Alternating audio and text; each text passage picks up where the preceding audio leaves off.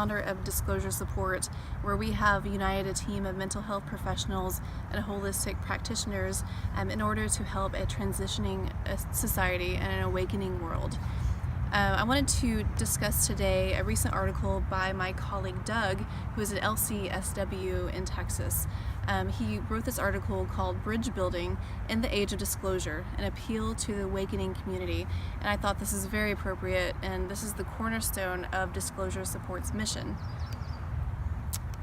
This article will really also hopefully answer some questions that you guys may have as to why are you here, why have you incarnated at this time, and what is your mission, and like really why are we here at this specific moment in space-time and time-space.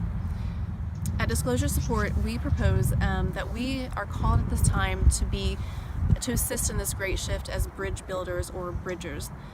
Our mission is to assist other bridgers as well to wake up to their purpose, reconcile the loss and trauma from their childhood, and to use the lessons learned and the circumstances that they grew up in as tools for a higher purpose.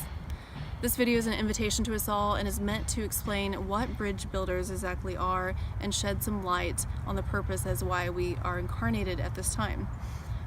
At Disclosure Support, we encourage the concept of unity as not uniformity, however, that unity is diversity overcome by love, and it all comes down to love.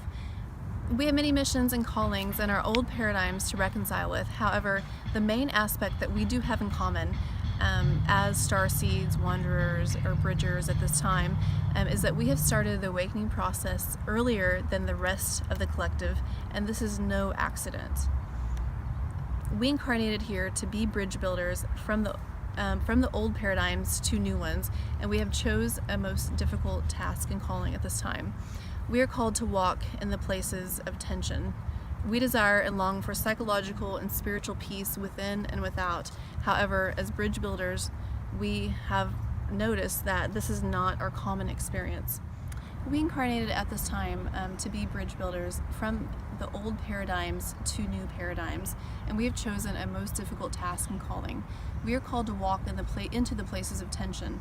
We desire and long for psychological and spiritual balance and peace within. However, as bridge builders, we were not always born into these situations, and it's not our common experience.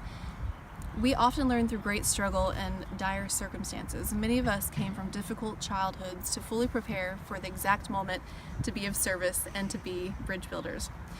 I believe we chose these environments specifically, and we are not merely victims of circumstances or of our childhoods. Our lot incarnated to experience and hold the tension between worlds that most do not even know exist. Most of us had lived in the in-between, in the places in between, attempting balance, meaning, and understanding when our lives were anything but calm, predictable, and easy. This has brought us to a place of becoming and to be called to be the truths on the front line of a kind of battle, or to be light bearers. To all of you who find yourself on that spectrum of awakening before the sleeping giant of humanity awakens, we honor you, and we know your struggles, for we are you. On this journey, we must stop and first take a look at our own wounds and shadows and reconcile them with our own light. We must stop projecting our shadows on others and realize the unity and the complexity of us all. We are all unique aspects of the infinite mystery of God. If we do not know how to love folks in our own community at this time and forgive, how can we help the rest of humanity move forward towards radical transformation once the crimes against humanity have been revealed and absorbed into our psyche? Who can people turn to once they realize what has been going on behind the scenes of their own organized religions if we are in our community are caught up in our own UFO religions and egotistical infighting? We are called to be a refuge and to assist others in the conventional world to slowly assimilate new paradigms. So some suggestions on being effective bridge builders at this time for humanity. Develop a meditative practice, as the spaces between the thoughts are the felt experiences of the spirit of the one infinite creator itself. And this is where wounds are revealed, healed, forgiveness flows, and we can begin to reduce everything down to love and embody and reflect the love of the one infinite creator. We learn the art of walking in liminal space, the place of knowing and not knowing. And again, if you contemplate this space, you understand how your life has prepared you up to this exact moment. Liminal space is described as the energetic nexus between the old room and the new room. Not a comfortable place, and most people do not like staying there. And most people run back to the old room to reorganize, to redecorate, or get caught up in addictions and distractions to lessen the tension that liminal space living creates. As Bridgers, our gift to humanity is that we are at home in this liminal space, and we are at home as space dwellers, and we can build bridges in that valley of liminal space. This propels us to be able to hold dualities, paradoxes, and polarities together and allow space for others to be held just the way they are. We are able to allow others to be both blind and clear-seeing at the same time, because we know how blind and foolish and wise all at once we were too, and we start to enter into the higher energetics of ultimate forgiveness. Finally, a self-check in whatever meditation that you do, whatever spiritual practice that you have, a daily self-check, whatever practice you're taking part of, and in whatever role that you're playing at this time, check in to see if it is bringing you to a place of more love, forgiveness, and then continue and repeat.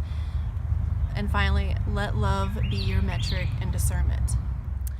Okay, so, and also in Divine Synchronicity, my colleague Doug, who wrote the article, he said a good starting point for this meditative practice and this practice of discernment with the measurement of love is, and a good balancing prayer, is the prayer of St. Francis. And so I would like to read that for you guys today.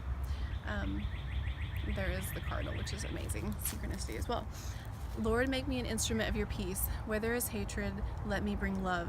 Where there is offense, let me bring pardon. Where there is discord, let me bring union. Where there is error, let me bring truth. Where there is doubt, let me bring faith. Where there is despair, let me bring hope. Where there is darkness, let me bring your light.